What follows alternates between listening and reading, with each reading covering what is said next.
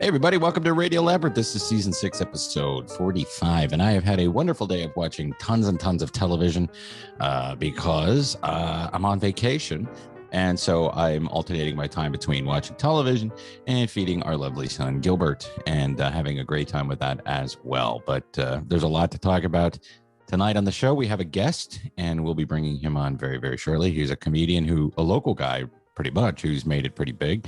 But first of all, I want to thank Jeff, Steph, and Dustin for the great job on our latest Radio Labyrinth Presents interviews. So good job on that, guys.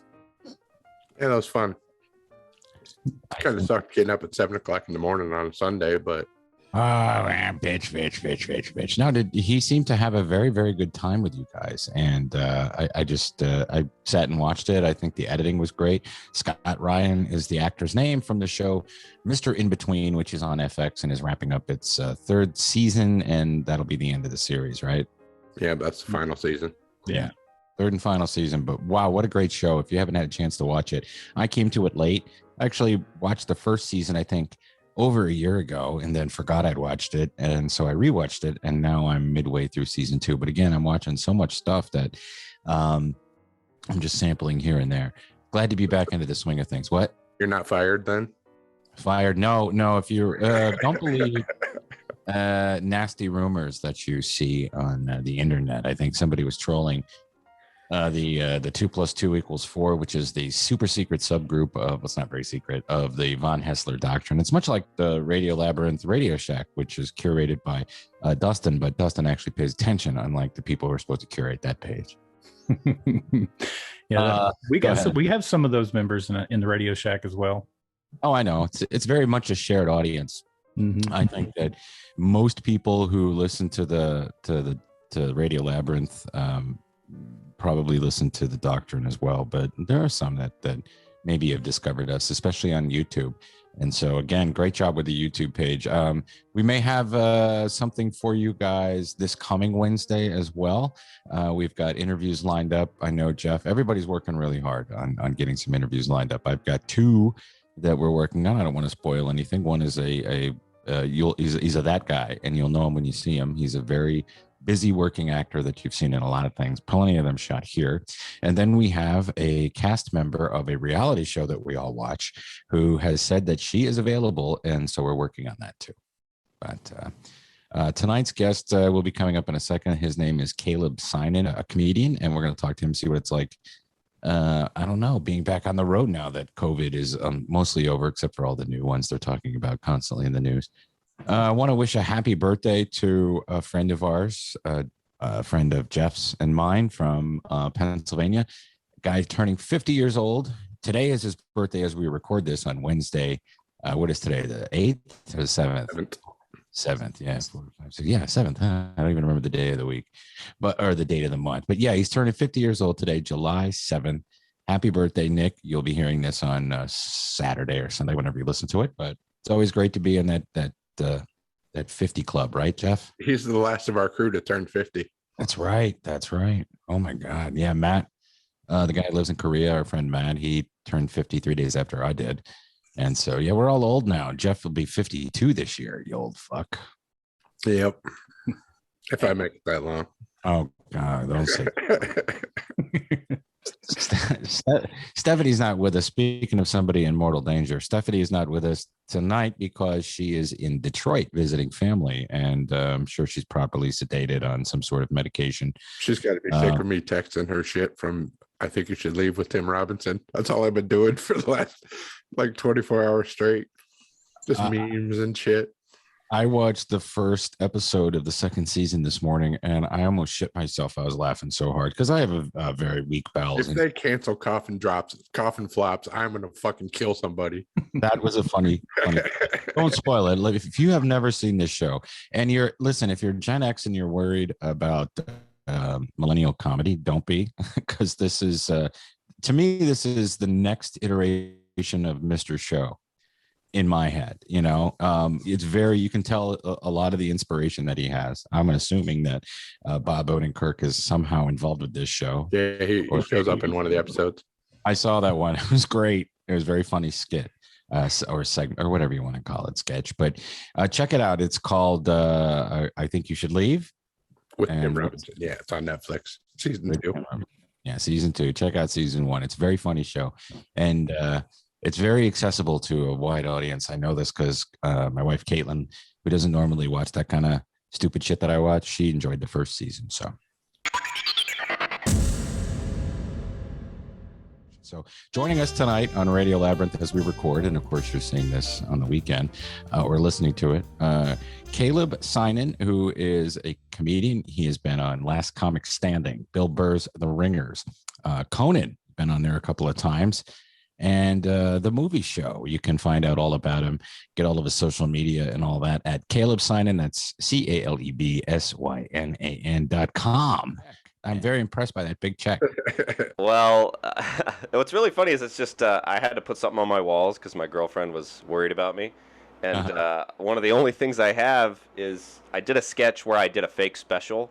And where I told one joke and the crowd laughed for 59 minutes. And one of the things was while they were laughing, they presented me with a giant check. So it's not a real check. It's a check for chicken wings is what it says on the line.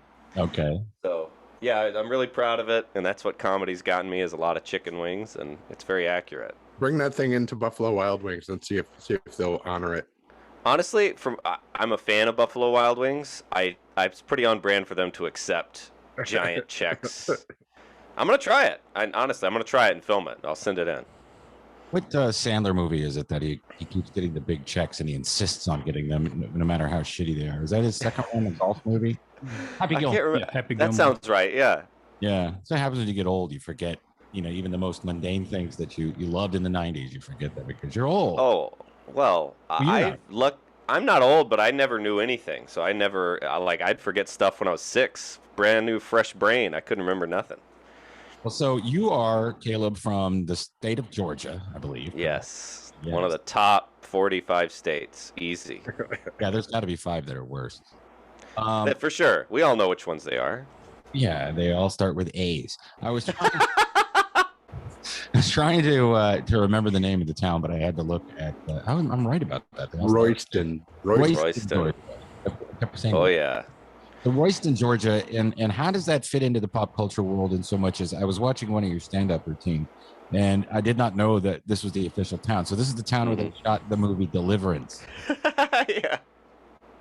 Yeah. Right.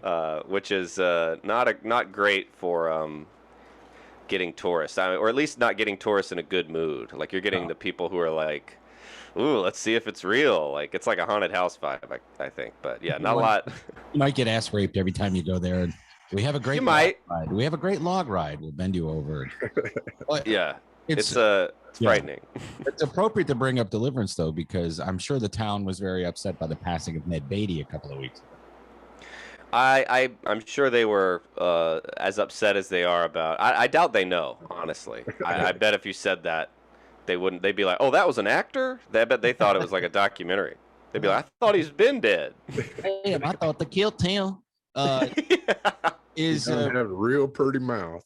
Is Royston the town where the banjo guy lived and worked at the Walmart? I know the kid that played the banjo in Deliverance. I think probably everyone in that whole movie worked in Royston for some amount of time, but I don't know. I need to do more research. That's the thing. I don't research my bits very much. I think it takes away from the. None of them are that accurate. Well, it was a funny bit, so I enjoyed it. Thanks, man. Also, the town of Royston, known as being the home of the notorious Major League Baseball legend, Hall of Famer Ty Cobb. Yeah, Ty Cobb. I'm surprised he hasn't been canceled yet. He's pretty problematic dude to look into his past. Well, he would have got. I guess it was pre-cancel culture. They tried. They were writing about him in the paper. They'd be like, "Wow, this guy's racist," and he'd be like, "Uh-huh." Like that was back before people said they weren't. He'd go, "Yes, Yes, I am. yeah." He was like, "Yeah, I'm a baseball player. I'm racist." Can't let them into our league. Right. Because they'll be better than us. People are shocked that a white guy from Georgia in the 20s would be racist. Right. He was just the one saying it. I'm sure the other players weren't like, "Whoa!" I bet they were just like, "Yeah, all right, Tazza, he's really saying it." But he was, and it's weird that you have people that I grew up with, like my grandparents and that generation, they revered Ty Cobb, and they still talk about him, like he's Reggie Jackson, which is more in my era, or like Chipper Jones. Yeah. This guy is 80, almost 100 years ago. So anyway, I just thought I'd throw that out there. If you still want to cancel Ty Cobb, I will join your group, not yours. I know you're not running anything like that, but yeah. Well, I mean, I don't really know what they do. What do they take his stats down? I mean, they should take him down anyway. He was playing in the white league against old white dudes who are all chewing tobacco and drinking beer before the game, and like no one knew vegetables were good for you. Like Babe Ruth. They should all have asterisks. Yeah. Babe Ruth, who hit 713 home runs. Yeah. Yeah. And doesn't remember any of them. He was hammered the whole time. Drunk, fat, didn't really, whatever. Good job, Babe Ruth. I think, yes, we need to. You got to take that salad away from Ty Cobb. Yeah. Yeah. Well, the first baseball commissioner was from Georgia, too. His name, Kennesaw Landis I don't know his real name, but he was called Kennesaw Mountain Landis. That was his nickname. Also a very racist fella. I bet. It seems like that was, it seems like almost everyone was racist except like Abraham Lincoln for like 10,000 years. No one even tried not to be. And he was like, he was woke for then, but I'm sure if we were hanging out drinking with Lincoln now, he'd be saying stuff. We'd be like, "Whoa, buddy. Whoa." I'm not saying that they should be slaves, but I don't consider them to be equal. Yeah. All right. Yeah, that was a good Lincoln impression. That really sounded. He was shrill, I heard. Yeah. Look like this. I don't know. Well, our co-host Steph remembers you from. Oh yeah, that's right. Back at working at the Relapse, like 10 years. Oh yeah. Oh, Relapse. Mm-hmm. So, no theaters ever closed more often than Relapse. Closed like every 6 weeks. I think we were the ones that put them out of business. I think we did a live show there, and then like they closed like the next day. Oh yeah. Put them out of business. Bobcat Gold. But Relapse. She put a few questions in the document that she wanted us to ask you, like who from your class has made it in comedy? Are you the only one from your class of comics that's made it this far? No, I mean, I feel like my class was like guys like Rob Hayes and Noah Garden Schwartz and Dulce Sloan and Ismail Lutfi. And there was a time in Atlanta where it was like the best. Everybody was good. Like Clayton English was like ahead of me, and Andy Sanford and those guys. But all of them are doing great now. So it's he did really well, didn't he? He ended up doing. He does touring. He's still correct. Yeah, he's doing. Honestly, I'm probably doing the worst out of all that crop. I mean, there's people who quit. Who I guess I'm doing better than, but maybe not. They all own houses now. They quit comedy and they got a house and a life. Is he still doing comedy? Yeah, Dave's doing great. Everybody's. I mean, Atlanta had a great scene. At the time, I just thought it was normal, and then I'm like, oh, that was really a cool time with a lot of really good folks. But yeah, they were all funny. Yeah, we used to have the Beards of Comedy on my old radio show. Yeah. And as my host now, the guy I work with, Eric, calls it the Funky Bunch, but it was the regular guy show, and we would have Andy and Dave on quite a bit. Both very, very funny men. Oh yeah, they're the best. You're right. The Relapse and the Laughing Skull. When the Laughing Skull opened up, and it's been a while now, but comedy in Midtown started to really take off, and it was like everywhere 10, 12 years ago, and I don't know if it's still going on. I imagine the pandemic put a damper on that, but maybe it's back. Yeah, I hope so. I think it is. I don't know. I'll have to go back to Atlanta and see. But yeah, it was awesome. It was like a really, really cool time, and I'm sure it'll be back and cool with a bunch of new young kids. But yeah, that was the coolest time ever, and I was just an idiot. It's like 19. I was just happy to be like, I get free beer at shows. Like it was just I couldn't believe how lucky I was, and now I'm like, wow. How you look back and you go, those young people aren't as funny as we are. Oh no, they're way funnier. They really scare me. Well, they do. Yeah, I'm afraid of younger people in the radio business and funny people who are, hey, that guy ain't good. Don't give him a job. Don't give him a job. What are they called? Generation Alpha, or no? What are they called? Z? Is it Z? Is Z? Millennials or Z? I don't know. I don't. Something. That stuff's but but yeah, they're really funny. And old people are fun. Everybody's funny except me. And me and my friends are the worst one. Everybody else is like, man, I'm like, I watch old comics. I'm like, man, they're so funny. So are you living in LA now? Yeah, LA. It's finally back open. So it's finally fun again, which is nice. Yeah. Are you able to get up and do any shows? Yeah. Now it's honestly a little too, I got so used to this sitting in this chair and just reading comic books and having fun, and I finally figured out how to have fun alone, and now I'm like busy again. I hate it. I kind of, I'm like, I want a whole day of nothing again. I forgot how nice that is. Fun alone before that? Not really. I would just, I was so used to hanging out at a comedy club every night. I was like, that'll be what I do. And now I'm like, man, it's weird to be busy every day. I'm like, shit, this is what life is. I hate being busy. I want to go back to maybe 2 days of work a week is what I'd like. Are you doing TV? Do you go out on auditions? Are you interested in being an actor? Yeah, sure. I mean, I'm not real good at it, but every once in a while I'll get something. I'll kind of walk into something, but yeah. You have a sitcom idea? Oh, yeah. I've got a bunch. Yeah. But turns out the ones they get, they're just like, you just have one that's already been had. That's the best idea, is when you go, what about Everybody Loves Raymond, but it's me, and then that gets made. So I think that's what I'm gonna pitch next time. I'll stop pitching I'll just go, what about me? I do that. What if we do Titus, but it's Bernie Mac? Yeah. Same show. Honestly, that I would buy that. If I owned a network, I'd buy that show. No, it happened, and it's unfortunate though that he passed away. But I was to say though, Bernie Mac was the version with Bernie Mac was funnier than mine. Well, Bernie Mac's like the funniest guy who's ever lived. He was. You can't. He's so funny. He was very, very funny. Our movie theaters, everything's open back up in LA now. You can go out and yeah, it's I keep forgetting. Like the other night, I was me and my girlfriend. I was like, "What do you want to do?" And she's like, "Well, we could watch The Godfather." And I was like, "Oh, good idea." And then I was like, "Wait a minute, are bars? Let's go to a bar." And she was like, "Oh yeah," because you can just walk around and walk into a place, no mask. And I'm like, it's weird to get back in that habit, but it's really fun. I love bars. Yeah, you're gonna have a big election there soon too. Oh yeah. God. I don't know anything about that guy. He gave us all $600 yesterday, which was weird. I guess I didn't even know that was legal. You could be in an election and just give everybody money. Don't forget about money. Yeah, so I was like, hell yeah, but yeah, everybody's mad at him. He went to that restaurant, and nobody likes that. If you're rich and powerful and you run the state, cut the guy some slack. That's what I say. But the funniest thing is he went like 3 times. Like they got in the picture and everybody was like, "Oh, what a hypocrite!" And then he just went again like 2 days later, and they were like, "Dude, you gotta stop! You gotta stop going to that restaurant." They must have really good food, but he could not stop going. He just wears the same suit over and over again, and that way he can just say it's the same time. No, it was, and then he's like, he didn't even look like cautious, like he was just big smile, like doing shots. He's like, "I love this place," like every time. He didn't even try to wear a mask at least so you can say it wasn't you. But he just kept going back. I couldn't believe it.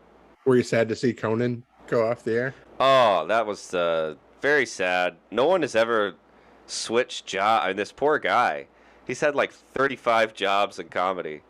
When he does great, he gets fired. When he does bad, he gets fired. It doesn't matter. Like, he's the funniest guy in the world, and he can't have a steady job for some reason.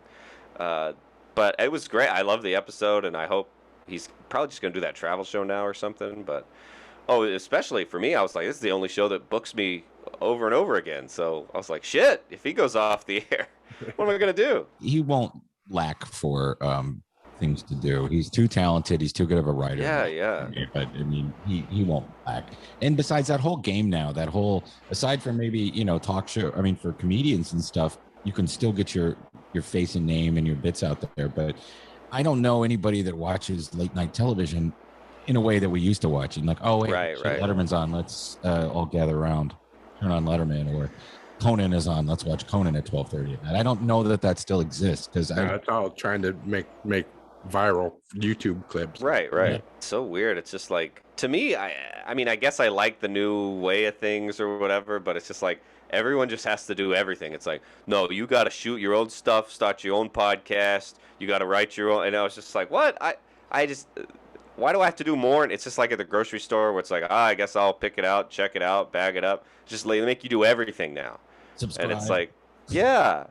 And like, if you want a TV show, they're like, have you already made a TV show by yourself first? And you're like, what? I thought you gave me a show. And they're like, no, we hope you already have one. It's like, we're ready to buy whatever you've made and produce. Right. Hired everyone. And everything's subscription based. Clothing. Yeah, it's weird. I know. I don't think I would be able to subscribe to a company, here's a shirt that I'm going to wear and then mail back. And then someone else is going to wear it. I don't know that I do. Oh, yeah, no, I don't want to wear clothing. You're like, what if this guy was dead? I don't want that. I choked in it. So, what's left in LA as far as like a late night or a talk show that you could go on, like a traditional type of thing? Is there anything out there that you would be able to do? There's Jimmy Kimmel and James Corden are out here. Mm-hmm. And probably some other ones. I don't know. I should be keeping up more with it. But the last year, I've just been sitting around doing nothing. I'm literally, every day I wake up, I'm like, oh, yeah, I'm a comedian. Oh, man, I got to see I got to go to work. So it's there's still stuff to do. It's just everything's still kind of slow going. So not a lot of comics have been on Jimmy Kimmel and James Corden recently. Now, during the pandemic, did you work any at all? Did you do any of those drive-in gigs? Or Yeah. Those suck. Those are, I mean, people were like, the love of the game. And I'm like, this game sucks. It makes me sad. People are honking. They go, no, that's good. And I go, yeah, well, 30 years of my life, honks have been bad. And I don't like it. I don't like hearing it. And I did them. But, I mean, I'm glad there was something to do so we didn't all go nuts. But, yeah, I like regular. I'm an old-fashioned kind of guy. I like a nice microphone in a comedy club. And it makes me feel good. But yeah, those drive-ins were tough. They made me real sad. I bought a couple of just to support comics that I really, really like. I paid for a couple of, they're in their house or they're in their garage. Yeah. Then there's somebody running the Zoom channel. And just for comedians, I really liked it. Even those were tough to make it through. I mean, they're still funny, but if there's no crowd around you or you're not looking at a crowd reacting, it's really difficult, I think. I ordered one of those Dr. Katz show Zoom where he has the comedians on, and just over Zoom it was not that nobody was like running it, and it was not not scripted, not organized, and it just dragged and like the comedians are trying to be funny, but it was just so difficult over Zoom. Gilbert and Jeffrey, what's his face, the roast guy, I can't think right now. Those the one that they did together was very funny, I thought, because they were just insulting each other. That's awesome. Oh yeah, well that's all you feel like doing when you're like, you feel so ridiculous in the first place, so you're a little angry, but then you got to be silly. Like every comic I'd see was doing like props and doing a flip and like rowing into the frame and then rowing out. Like it turned everybody into this weird, silly thing. I don't know, but it was a fun little thing. But yeah, they were tough, and then just. People you didn't even have their mics on. You couldn't tell if you're getting any laughs sometimes, and just really making your confidence where you're like, was I ever good at this? What is comedy? What's happening? But there's a way to make them fun sometimes. Like there are a couple that had a good setup, but yeah, every time I did one, I'd get my friends who would be like, yeah, we watched you on Zoom, watched your Zoom thing, and I go, oh, and they go, how do you feel like it went? And I'd be like, oh, that means it was really bad. No one ever says, how do you feel like it went? It's never good. So when do you think you'll make it back to Georgia? Oh, well, probably pretty soon, honestly. I think I'm going to Georgia in like a month or like a few weeks. I don't know. All time means nothing anymore, but I think it. Yeah, I'm actually the end of this month. I'm going to Georgia on the 27th at the Aurora. The Aurora Theater's putting on shows at a brewery beer garden thing, and then I'm doing a show in Athens at Flicker Theater. Yeah, that's the end of this month. Okay. Wow. And then I'm doing a show in Savannah. So I should know more where I am. But yeah, that'll be fun. And you have a new album, comedy you're album. going out to support your new album, right? Oh yeah. Check it out. It's funny for a man. I Googled it. I was like, surely someone's had this title before, but no, they had. So I was like, I got to put it out quick before somebody else takes that title. But yeah, that was super fun, and I hate the sound of my voice. I had to edit that whole thing, and a real you did it nightmare. yourself? Yeah, I mean, well, I used the Helium has the label and everything, but I was like, if I do an album, and I love comedy. All my friends have albums. Every comedian ever has an album. And you listen to them and you go, wow, this is the worst I've ever heard them do. Why did they put this out? I heard them do better than this 2 nights ago. What the hell?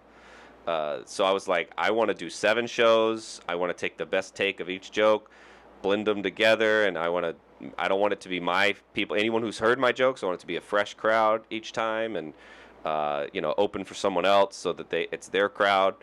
And I had all these things I wanted to do because I hate the idea of putting out something that really sucked. Because most comedy albums really are quite bad. So a lot of them are. Even Carlin had a bad album. Carlin put out one album where he didn't mix in the crowd, so it's just him doing it. And you can vaguely sense that there might be an audience there. There is. Mm-hmm. It sounds like he's just reading his jokes into a microphone. Yeah. Did you record the material this year or 2019? This was this year, February? In Raleigh. So it went great, and I'm really excited about it. I think my parents are going to be a little pissed, but that's going to happen no matter what. You want that new house after you get the TV gig. So. Yeah, my mom keeps bringing up that house. I don't know how to tell her. It's like, not only you're not getting a house, I'm not getting a house. None of us are getting a house. So I hope you like these jokes. Get her some chicken wings. Yeah, I could do that. I can get her chicken wings. I can be like, if you would like a hoodie from Comedy Works, I can hook one of those up for you. But I don't have much else to offer, really. Where can we get funny? Yeah, tell everybody where they can find it. Yeah. Check it out on Bandcamp. There's links on my Instagram and Twitter and stuff. iTunes, Apple Music. I don't even know what that is, but you can do that. Spotify if you don't have any money. But if you got a couple bucks, download it on Apple, and that helps with the charts. I can be #1 for 30 minutes, and I'll send that to my parents. A little poster of me being #1 briefly. If somebody's putting out a comedy record and you like them, pay for it and get it. But not even for the money, but to get it up there in the charts so people are talking about it. Yeah, it really helps. I don't know how much you make off of it, but it's important. I mean, comics and creators that are doing things that make you laugh, support them, give them some money. And that's my philosophy about the whole Absolutely. Yeah, I think it really helps. And it makes them so happy. Like, people can't. I'll probably know everyone who bought this. I'll be able to see and I'll be like, oh, I know them all. If you buy it, I'll know, and it'll make me very happy. And next time I see him, I'm like, thanks for that. Like, you can't have that with Kevin Hart. He's not gonna know. But I'm like a mayor of a small town. I'll shake your hand and thank you. I promise not to steal it. I promise that I will pay for it. Hey, thank you. And it comes out on July 16th. So July 16th. But you can pre-order it now, and that's what really helps. Because then it looks super impressive on the first day. Everybody's like, whoa. So the pre-order's nice. And then you don't even have to think about it. It'll just download by itself. Anything else you'd like to promote? Social media, your website, anything like that? Oh, yeah. Well, I got kicked off Twitter for impersonating Joe Biden. It was the most fun. Yeah, it was really fun. I thought it was legal, but apparently that's against all their rules. Wait a minute. You changed your name to... I changed my name to Joe Biden and changed my picture to Joe Biden. I just started tweeting things that I thought were really funny, and they banned me permanently. So I have a new Twitter. Oh, good. I thought it was a lot of fun. So I just do it all the time. I love making fake stuff. I used to do it with Trump, and then I think they changed the rules because of all election stuff. People just didn't want misinformation. And boy, was I putting it out there. I was putting a lot of misinformation out there. I thought it was funny misinformation. Probably was. But, nobody. Yeah. But it wasn't even mean stuff. It'd be like, hey, it's me, Joe, and America has a car, and what we need is a truck. It was like stuff that sounded like it was kind of inspirational, but it didn't really make a lot of sense. And so they banned me. But now it's at Dumb Caleb, so follow me again. I'm trying to get more followers because no one knows where my account is anymore. as fake Joe Biden is probably closer to what he would tweet were he pulling it. Unlike the last president, who's like, I'm sitting on the toilet, fuck all of you. Yeah. Yeah, but it was done with love. I didn't. I wasn't malicious, but boy, were they mad. They didn't like that at all. No. Well, there's a guy on YouTube on Twitter. His name is Barry McCockiner, and you think about the name Barry McCockiner, and he keeps going off, but he impersonates sports journalists, and he gets retweeted like all the time, and then they ban him, and then he starts a new one. So, your ban is never permanent unless you're the last president. Hey, yeah, I think it's just me and him because I've probably sent 100 emails to Twitter and they're like, never, we will never give your account back. And I'm like, come on, and they're like, no, and I'm like, I didn't mean it. I've sent them so many, like the least professional emails where someone had to read it and go, did he just say I didn't mean it? But yeah, I was just, I'm like, I'm a comedian, I'm having fun. No. You're just don't be mean. No, you weren't being mean. I don't get it. I don't understand. Yeah, it wasn't that mean. I guess someone could have seen it and been like, whoa, Biden's crazy. But I'm like, yeah, but it says comedian in the thing, and it's my name, like it's at Caleb Synan. It says comedian. It's all fake. But yeah, they said you couldn't change your picture to the guy, and I was like, come on. Well, everybody follow your new account and don't report it. Follow the new account. I will play by the rules as much as I can. And pre-order that album. And look, if you're broke, I know how it feels. Just if you want to do that, just stream it on Spotify like all day while you're at work. Just have it going. Yeah. And leave me a review. Like give me 5 stars or something. That'll still help. And then listen to Joe Rogan for 4 hours. Listen, yeah, you're gonna do that anyway, but that'll help me. Wow, that's wild to think about. So crazy thing, man. Bruce Lee's daughters. Wow, she got mad. What was that? She got mad. Okay, like she's a bit like I care what she thinks, but everybody else, fuck you. Whoa, that's a really good Tarantino. Oh, thank you. I just finished listening to it. But Caleb, thank you for coming on with us tonight, man. Hey, thanks for having me. This is great. Thank you guys. This is the best day of my life. So thanks for having me on. For coming on the show? Oh, that makes me happy. Oh, seriously, we appreciate it, man. Thank you. Thanks, man. Thanks for having me. And we're back. That was a long one. And we're back. That was fun, man. What a great guy. Funny comedian. Yeah, he's funny. Yeah, he and Steph were just little pup comedians back in the day. Now, I have to say, Steph's stand-up routines, if you can find them, I don't know if they're out there anymore, but she was fucking funny. She's still funny, but I mean, her stand-up bits were very, very well done and crafted well. I just think probably, she can explain why she didn't do it anymore. I mean, for lack of confidence or anything, she was good. She was very good at it. So maybe we can talk her into putting him. I can get him put on the channel. If you do that, I'll give you $50. Because they're very funny, though. I mean, she was hilarious. Anyway, welcome back. We've been doing this thing where we have guests once a week or a special type of content or whatever. And I would like to keep doing that. And we're going to get a bunch of stuff in the hopper that might not necessarily be a guest, but Dustin put up a poll on the RadioShack about what movie we should review next. And I think the way I did it with Independence Day, I had all these, and I get down on myself for this, but I had all these fancy ideas of what could I do, and we just ended up talking about it, and more me bitching about the sequel. And all the good articles about it came out like 2 days after we recorded the podcast. Yeah, Jeff found this one with all these cool little things, but so what we want to do, and thank you for doing this, Dustin, is putting a poll up of a film you'd like us to review. And so far, the movie that's leading would be Midnight Run, correct? Yeah. It's pretty much a toss-up between Midnight Run and Snatch right now. Well, I've only seen Snatch once, so that would be good to have a review of that. I've seen Midnight Run 100 times, and I would watch it again anytime. See, I'm completely the opposite. I've seen Snatch over 100 times. Really? I've seen Midnight Run once.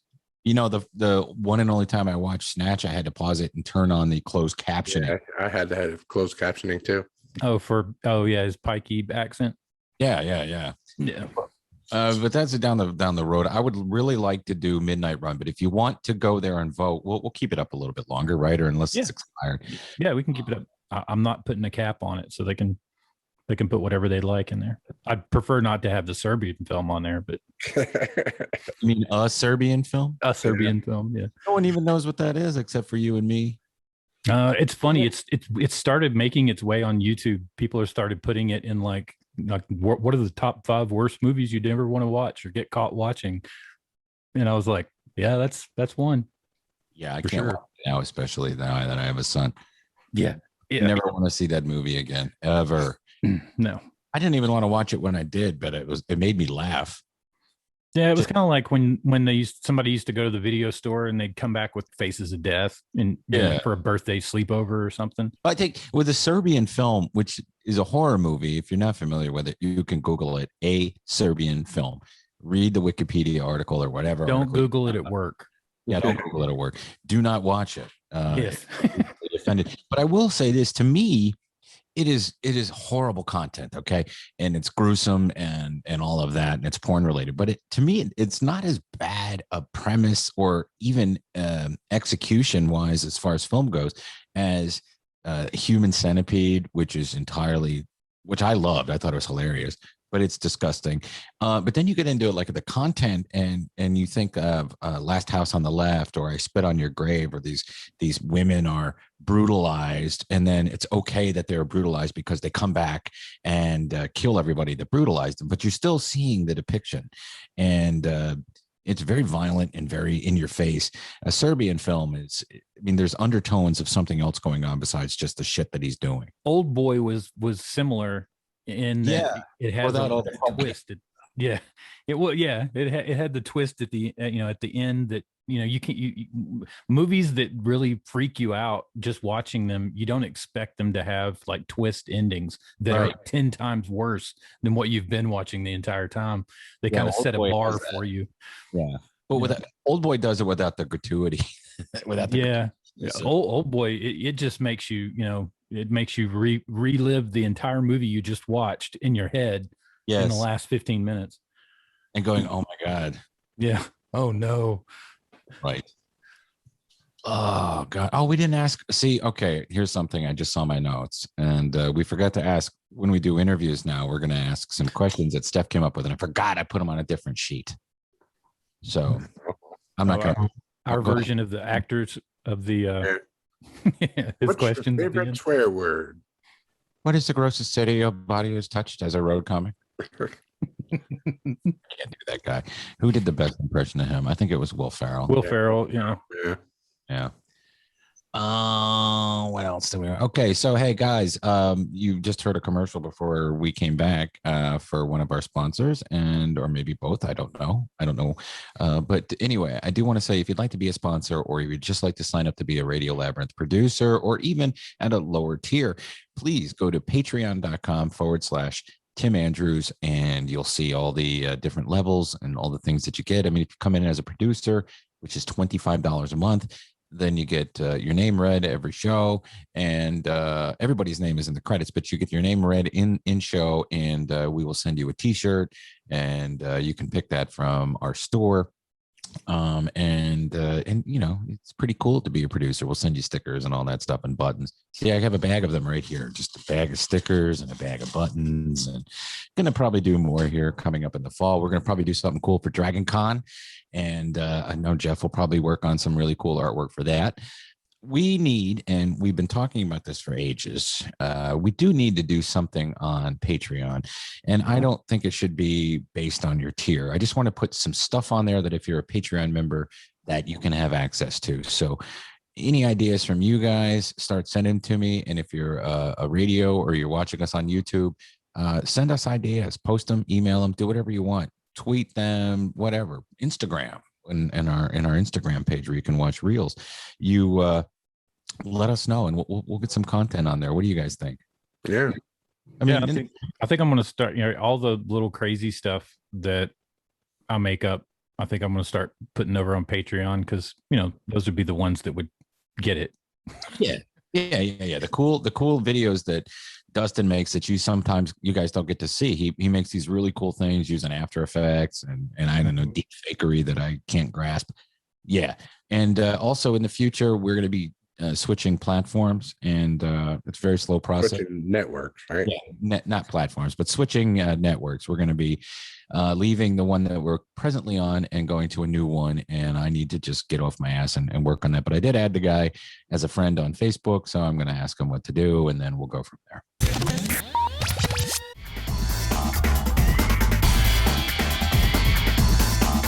I can start, I guess. We can all talk about the Tomorrow War since we all watched. Did you guys like the Tomorrow War?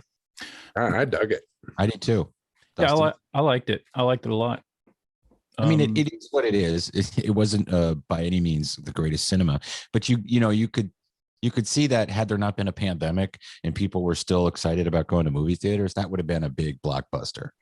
Yeah, to me, it seemed like a, and I don't mean it in a derogatory way, but it seemed like a dumbed down Interstellar. Yeah, it did have an Interstellar feel to it. For sure. Yeah, the father leaving to save, but it took, the love of his daughter to, make everything happen and come together. And what's the Tom Cruise time loop movie that came out a couple years ago? Well, it had a couple of names. It changed names, which was the weirdest thing for a movie to do. Really?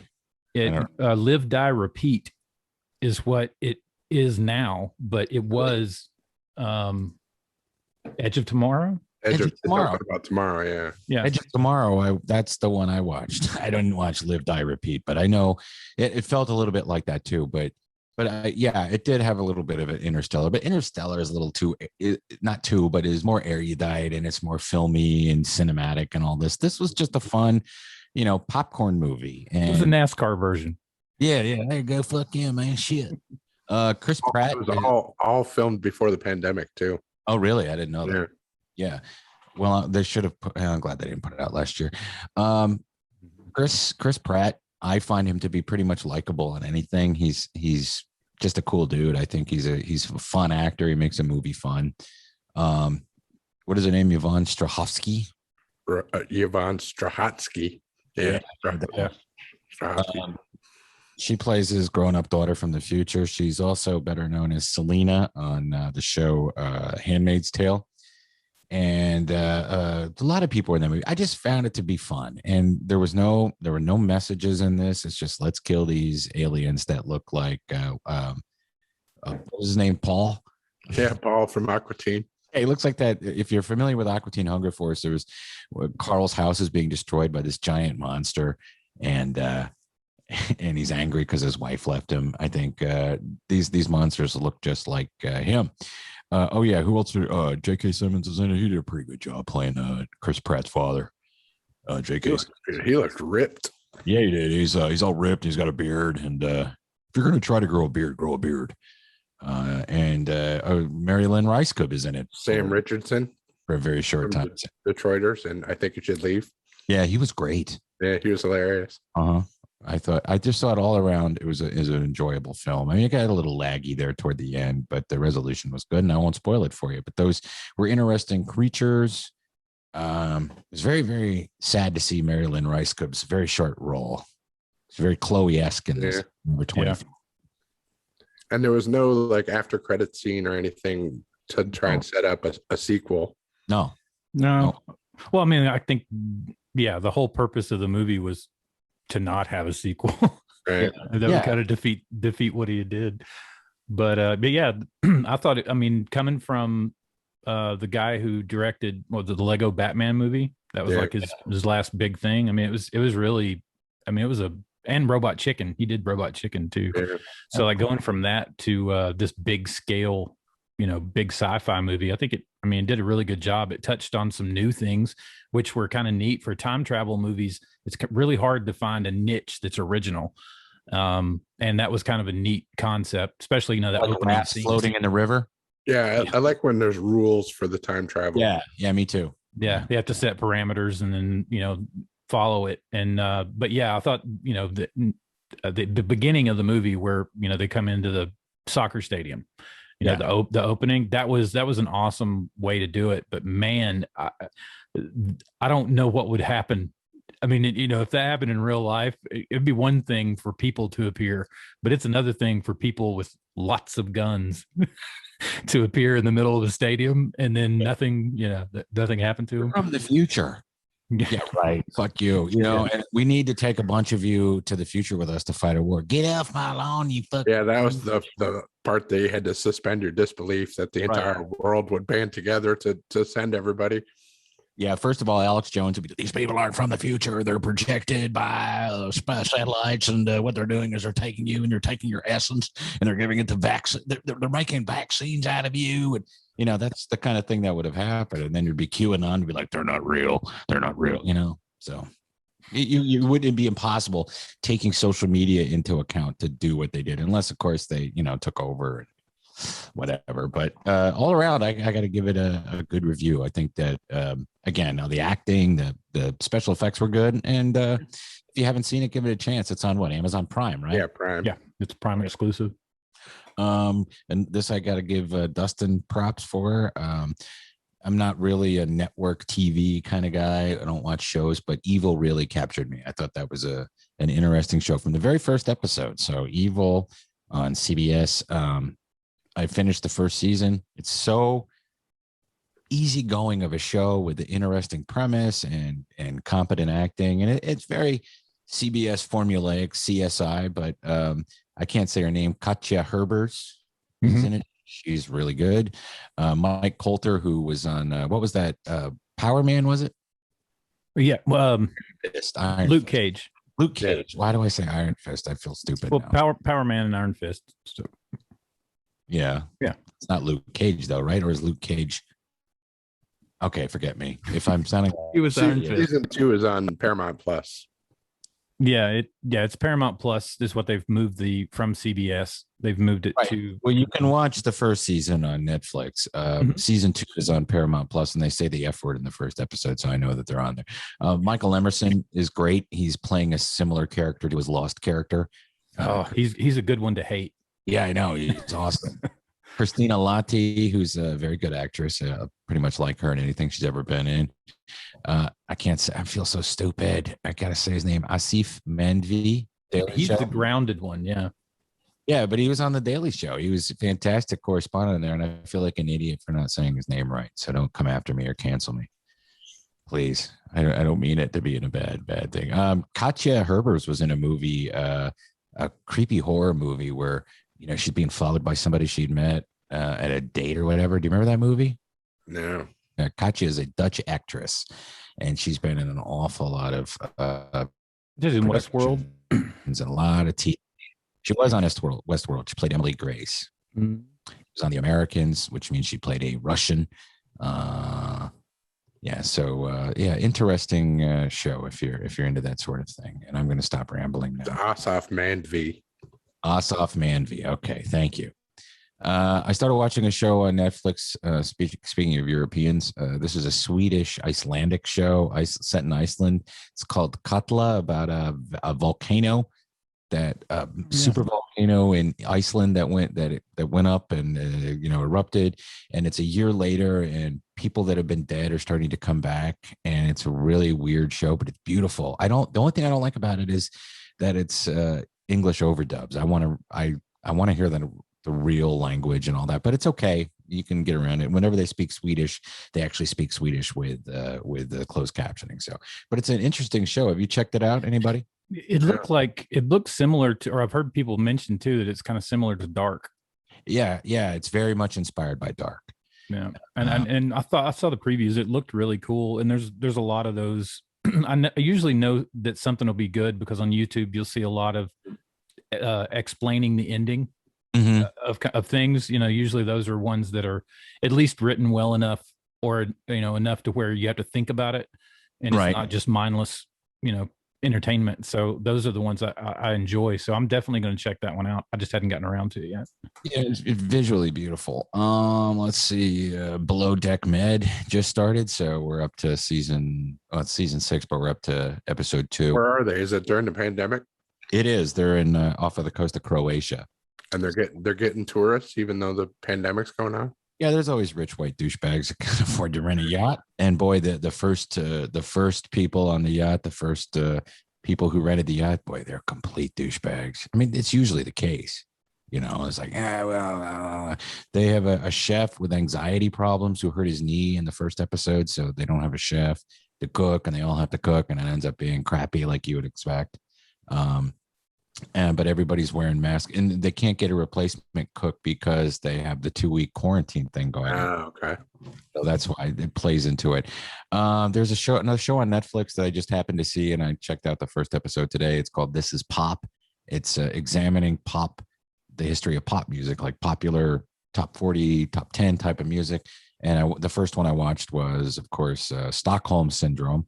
And it's about how Sweden is pretty much responsible for every pop song in the last 40, 50 years.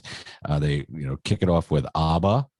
Okay, they kick it off with ABBA, and then after ABBA you had, or ABBA or whatever, you had Ace of Base, you had Roxette, and then I didn't know this, but there was a producer named Dennis Pop who owned Sherian Studios, whatever. But they wrote and produced songs for Backstreet Boys, Britney Spears, NSYNC, Pink, all these huge acts. So Sweden, very influential in the pop music world, and it was a good show. All the songs, But they have different genres. It's all about pop music. There's one on autotune. So I happen to enjoy that. Did you guys hear about that at all? I've seen the preview for it on Netflix, but I haven't watched it yet. Yeah, it's interesting. Let's see. I finished Alone, and I started season 8 of Alone, and I'm all caught up. Now I'm just waiting for Thursday night for episode 6. That is an impressive run to watch all those seasons of Alone. Yeah. I mean, that's some dedication. Well, I started it the week that we brought Gilbert home from the hospital. There are only 10 episodes per season, but still, they're 10-hour-long episodes. So. Yeah. So you got like 75 hours. Yeah. On top of other things, but at first, that's all I was watching. But this season's interesting. They've tampered with the format of the show every season, and I think they finally settled on a groove. They have I forget her name, but she was on season 6 and she had left. She's kind of doing recaps with people as they tap out. I think that's more interesting than last season they had some muscle bound guy. Hey, let's talk about that was Colby from Survivor. Yeah. Survivor. Yeah, I'm glad he's not around anymore. But this guy and Jeff commented, I said, I want a nose bone. A guy made his own nose thing. You're not allowed to bring jewelry with you. So he found a bone and he made a nose thing and he put it in his nose. I'm like, this guy sucks. But since I typed that into the document the other day, I like him. He swam across the lake. He's kind of cool. I dig him. So you say he's awesome. Huh? I think he could win. He's got plenty of meat like on himself stored up. Right. You know what I mean? Like he could starve the longest out of everybody. But you think about this show. Now, if you're not familiar with the premise of Alone, first of all, it's on the History Channel. I'm a latecomer to the show. Jeff's been talking about it since we started the podcast. People are taken to a remote place, usually where it's cold, and they're dropped off, and they can only bring 10 items with them. And then they have to live off the land and survive, and then they win a huge, amount of money. The person that lasts the longest wins. Yeah, the person who lasts the longest doesn't tap out, wins $500,000. The last season they did $1 million. Yeah. Fuck. Hang on a second. I completely forgot what I was going to say, and I don't. Well, they separate the people by like 20, they drop them off like 25 miles from each other. Right. Everyone's got their own little area where they're like, I think they're geo-fenced in where they can't go past a certain boundary because they could run into somebody else. They're literally alone. Like if you watch some of those other survival shows like Naked and Afraid, there's a camera crew and a producer and, and director that's there off camera. If some shit goes really wrong, that there's somebody there to help them. Right. But with Alone, they're literally alone and they're their own camera people. I mean, they get checked in on every once a week at least. Yeah, it's every 5 days or something. They do a wellness check. Yeah. Well, so they don't talk. They don't talk to them or anything. I mean, they literally just show up and say, "Okay, you're fine," or whatever, and then leave. The thing I remembered is this most recent season, a guy who built this elaborate log cabin. It's beautiful. And he tapped out in episode 5 or 4 or whatever. So you do all that and then you're like, fuck it, I want to leave. I wouldn't be able to do that. Well, that's, and there's been a few times, like was there not a season that they had 2 people? Like it was. Yeah, there was one where you could bring Yeah, you could bring somebody. Another. Yeah, family member or a friend. Yeah, and there was a husband and wife that made a really nice cabin. Yeah. But once the cabin was done, it was like there was no more drive for them to stay anymore. So it's kind of like, you know, any of those guys that build those big elaborate things, once it's done, they don't know what to do, and it kind of freaks them out. Most of those end up tapping out just out of loneliness. Everyone wants them to do an all-stars where they take the winners from all the seasons and drop them in, but they're only on season 8 now, so they have to do 2 more seasons before they can do it. And then, you know, once these people have won all this money, do they want to go back and do it again? I think the winner from season 6 would. I mean, that guy was awesome. The one that lived with the nomadic people in Mongolia or whatever. And he's from, you know, he was on Rogan. He came on there. He was talking about how him and his brother would like jump trains, ride trains across the country. Right. And that was their way of getting from town to town, and they would stop and have a job. So I mean, people like that are nomadic and that's what they do. He could have stayed there for 2 years and would have. That's how I felt about Roland last season. Roland would have made it. He could have lasted a year out there if they hadn't ended it. What's the longest that someone's been out? It's like 90 days. No, you had to make it 100 days to win the $1 million. Was that what? Yeah. If you find that Rogan episode or whatever, send me a link to it. I can go find it. I'll send you it. My staff pick is Dark Side of the 90s. It's Vice Network doing one of their documentaries, picking up on the Dark Side of the Ring and Dark Side of Football. This is Dark Side of the 90s, and it starts the 15th of July. So that's my stuff. All right. I watched Loki last week's. I haven't watched this week's yet. I got on a little bit of a Elizabeth Banks tear. I heard her on. I see that. Smartless. She was on Smartless podcast with Jason Bateman and Will Arnett, Sean Hayes. And so I started watching Press Your Luck. I had a few of them saved up on the DVR. That's a fun game. And I found myself rooting for the whammy. Like when these people are, they're getting like $75,000 and they get all these prizes and cars and shit. And the whammy comes and just takes everything. It's fucking hilarious. Do they use the old school whammies? Yeah, it's very much those Savage Steve Howland whammies that he did back for the original show, but I don't think he's doing them now. But yeah, it's the same little animations and stuff. They're funny. Let's see. I watched No Sudden Move on HBO Max. That's that Benicio del Toro. Steven Soderbergh movie, right? Steven Soderbergh movie. It's basically Steven Soderbergh does Fargo. Yeah. A season of Fargo in a 2-hour movie. Was it good? Yeah, it was very good. Okay, I want to check it out. But then I saw you guys talking about it. I'm like, oh, I might want to watch this, and then I saw Soderbergh directed it. So it's either going to be really good or really boring. No, it was really good. I wasn't bored at all. I'll take your word for it. Yeah, you're not going to steer us astray. I watched that other Sam Richardson movie that came out on video on demand, Werewolves Within. How was that? I almost rented it. It was funny, but not as funny as I wanted it to be for the money that I paid for it. Yeah. Right. I thought it should have been funnier.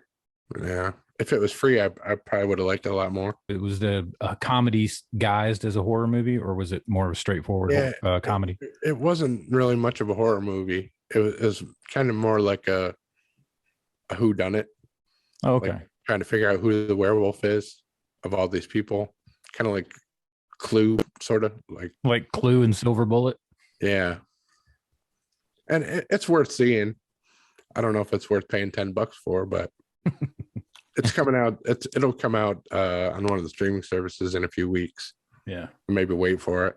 I watched on July 4th, I watched America, the Motion Picture on Netflix, the cartoon that's like supposed to be like the making of America. Yeah. It's pretty funny. The George Washington, Abe Lincoln are buddies, and they're fighting against Benedict Arnold. Really? And King George. Isn't there like a chainsaw fight or something? Yeah, there's all kinds of crazy. Like there's Transformers and shit. Yeah, it looked like Venture Brothers animation. Yeah, it does look like that Venture Brothers style. Yeah. It's made by the guy that makes Archer. It's definitely funny and worth watching. Let's see what else I watched. All of I Think It Should Leave with Tim Robinson, season 2.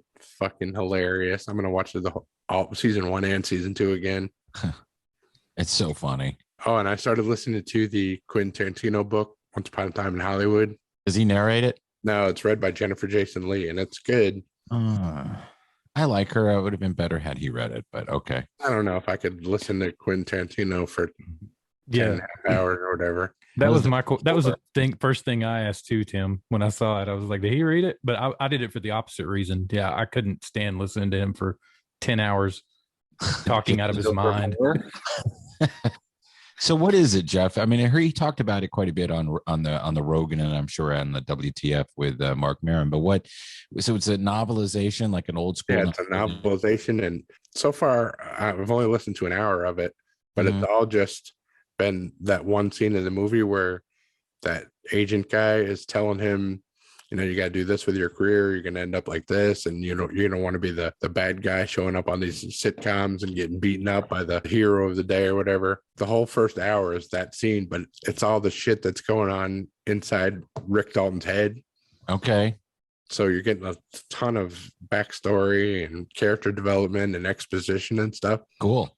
So I'm gonna keep listening to it. I think it's good so far. A lot of people are coming down on it, but I've enjoyed the first hour anyway. People are saying, you know, keep making movies, don't write books, but fuck that. Yeah, people just wanted to make more Quentin Tarantino movies, and I think he's gonna. Did he say on Rogan? He said he's gonna make his 10th film when he gets ready to make his 10th film.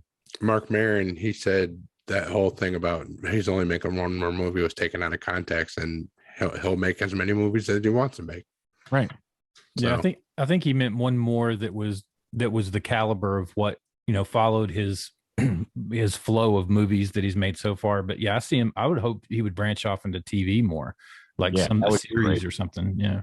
Alone, we've already talked about. My staff pick is going to be Leverage Redemption.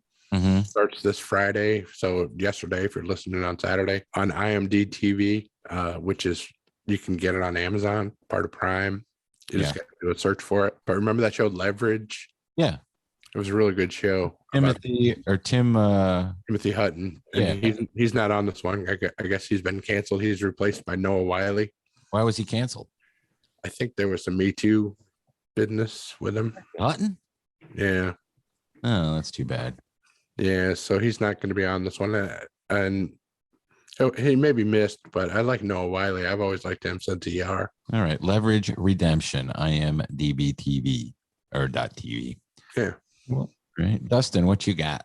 Well, I didn't watch that much, and everything I've watched, we've already talked about. Tomorrow War, Evil, which, you know, I'm up to the episode 3 of Evil in the second season, and they take the second season a little differently than the first, as far as the George, the demon.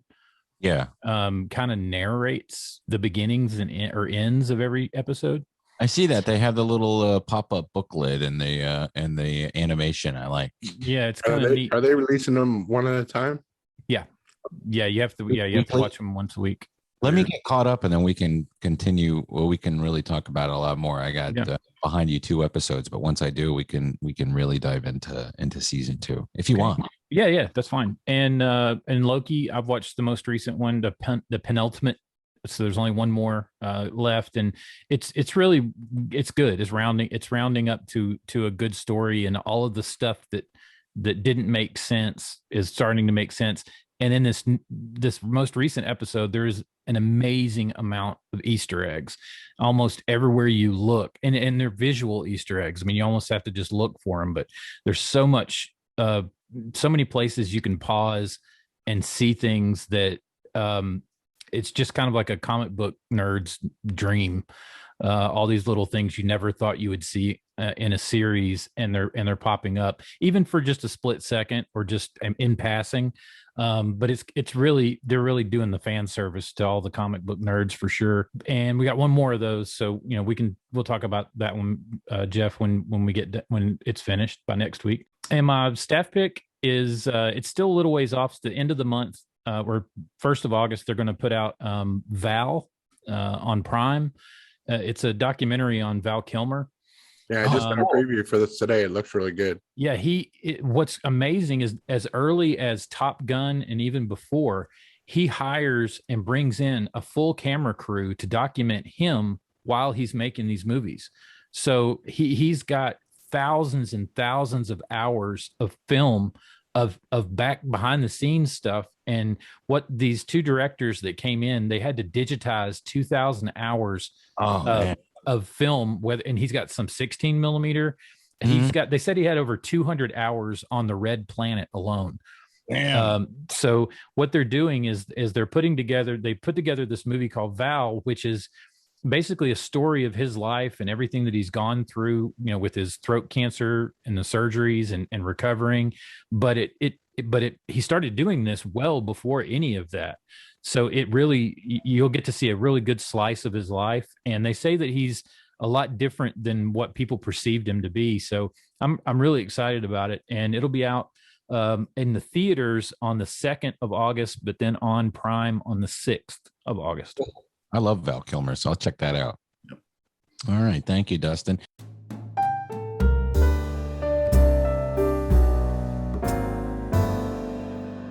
Before we wrap, we have to say rest in peace, who died, to director Richard Donner. And if you are alive and you like movies, you've seen a Richard Donner film. He's done so many different things, Lethal Weapon and Superman being among them. Goonies. Goonies, but the original Superman movie with Christopher Reeve. Fantastic. The best Superman movie, I believe, out of all of them. It's the first one. But do you remember that show with Jan Michael Vincent that was a part of, I don't know what it was. There was like a serial show where they were on the island and natives were chasing them around. That was original. Oh, with the dinosaurs? No, but there was like cave people and they would go, uh-oh, Chongo. I remember that. That had dinosaurs on it, didn't it? I don't remember any dinosaurs, but it's possible. What was it called? Danger Island, I think, or Terror Island, something like that.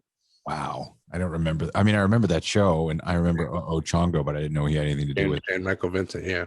His TV credits from the 60s: Route 66, The Rifleman, The Twilight Zone, The Man from U.N.C.L.E., Gilligan's Island, Perry Mason, and The Wild Wild West. Let's see. He did, oh God, can you imagine how horrible this movie is?